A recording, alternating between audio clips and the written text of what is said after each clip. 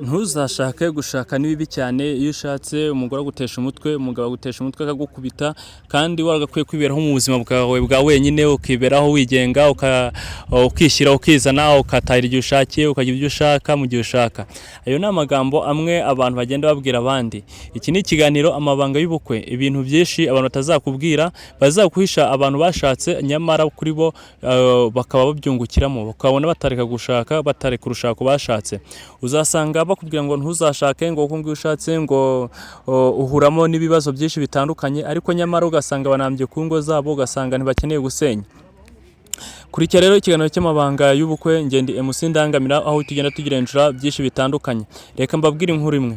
Abagabo babiri bakoraga ku nzu bubaka, umwe yari umufundi undi ari umuyede. Wari umuyede yari umusore. Noneho umugabo n'abandi bagabo bagenzi be bakajya bwa abasore bati, basore rero ntimuzashake, dore ingo zitumereye nabi, zitugejeje kure, turenda kuba abasazi, mwebwe rero muramenye ntimuzigire mwikururira gushaka. Abasore bakabyumva bagatega amatwi bakavuga bati, nibyo koko ubwo tubibwirwa n'abantu bubatse birashoboka koko bati bitari byiza ko twaje gushaka, tukwiye kuba twigenga. Bagakora bagira saa sita bakajya kuruhuka. Mu gihe cyo kujya kuruhuka, umugabo agahita ashyira ibikoresho bye hariye akerekeza mu rugo. Umuhungu nawe w'umusore akabura aho yerekeza, agahita agenda akagera munsi y'igiti. Umugabo yamara kugera mu rugo, umugore akamwitaho, akamuhereza ibyo kurya, agasanga yatetse ibyo bimeze neza. Nimba no kumuhumuriza ati biraza kugenda neza, akamuhumuriza, umugabo akagaruka mu kazi.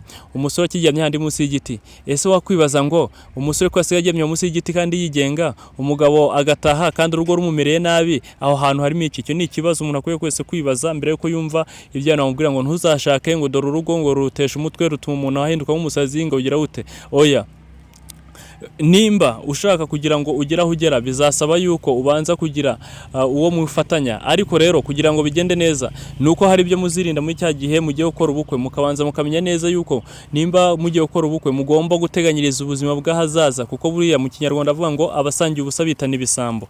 Kandi biba bishatse kuvuga iki? Ni ukuvuga yuko mu gihe abantu bari gusangira ubusa niho bazavuga ngo wancuze, undi ati wancuze. Ntabwo ari igisambo gikora mu mufuka bashaka kuvuga, bashaka yuko uvuga ko umuntu yikubiye bimwe n'undi bindi. Ikiganiro n'amabanga y'ubukwe, kora follow na subscribe.